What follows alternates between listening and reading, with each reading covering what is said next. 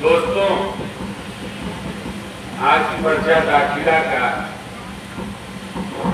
कार्यक्रम पूरा हो गया। बहुत दुहाकों की स्थिति बनी हुई थी। केंद्र सरकार किसी भी तरह से चुनाव जीतने के लिए तमाम तरह के हथकंडे अपना रही है। तमाम तरह के प्रत्याशियों के दबाव बन रहे हैं। जिला की इकाई को भी सावधान किया गया है और परिणाम स्वरूप कई जगह लोग नामांकन करने या उससे पहले या अंतिम समय में मैदान छोड़ दे रहे हैं। मित्रों, कहना चाहूंगा कि लड़ता वो नहीं है जिसकी रीढ़ नहीं होती, और लड़ने की ताकत अगर है और सरकार को गुमान है अगर मोदी और शाह को कि हम कुछ भी कर सकते हैं, तो गाजीपुर में लड़ैया खड़ा है, आजमा के देख। जिंदाबाद जिंदाबाद जिंदाबाद जिंदाबाद भैया जिंदाबाद जिंदाबाद जिंदाबाद। उनके नुमाइंदगी कर रही यहाँ की जिला मजिस्ट्रेट यहाँ जब मैं पर्चा सबमिट करने गया तो आज उनसे भी कहा मैंने कि शिकायतें बहुत मिल रही हैं, पर्चा ठीक से अपनी निगाह डाल लीजिए और चेकलिस्ट मुझे दे दीजिए।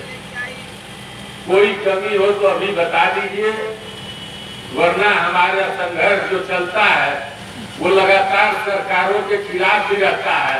आप तो एक इकाई की हो, लड़ना तुमसे भी पड़ जाएगा। उन्होंने हाथ जोड़ के कहा नहीं, पर्चा कंप्लीट है, आप निश्चिंत होके जाइए। तो वो आपकी ताकत, आपकी उपस्थिति, आपका जो संगठन है, इसका ये दबाव है। सरकारें ही नहीं, पूरा सिस्टम दबाव महसूस कर रहा है और ये महसूस कर रहा है कि गाजीपुर जिले में बहन जी ने जिसको आशीर्वाद दिया है वह प्रत्याशी बड़ा मजबूत है और वहां का संगठन भी बड़ा मजबूत है और चुनाव जीत की तरफ अग्रसर हो रहा है। मित्रों, कुछ लोगों ने मुझसे पूछा आपकी लड़ाई किससे है।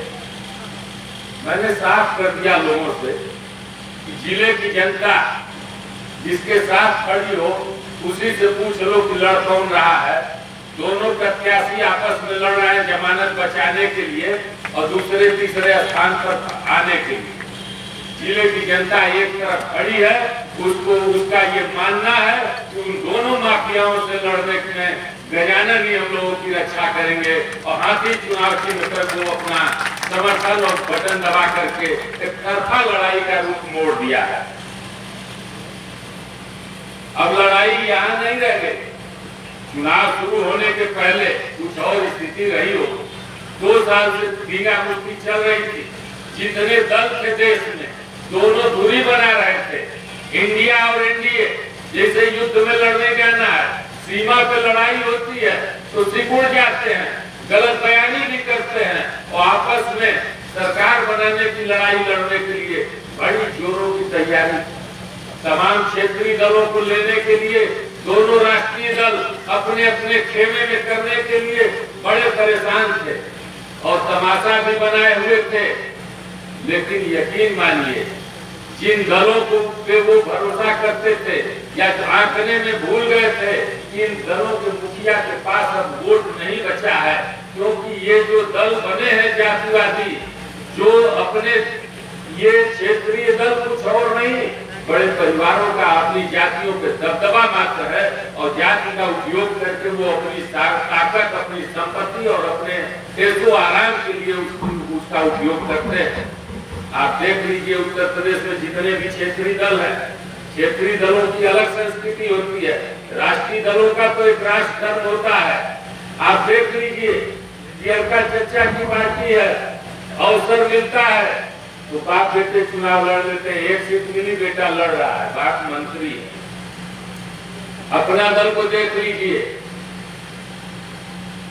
पति मंत्री है सरकार में और अवसर मिला, सीट मिला तो पत्नी लड़ ली, मर्द ने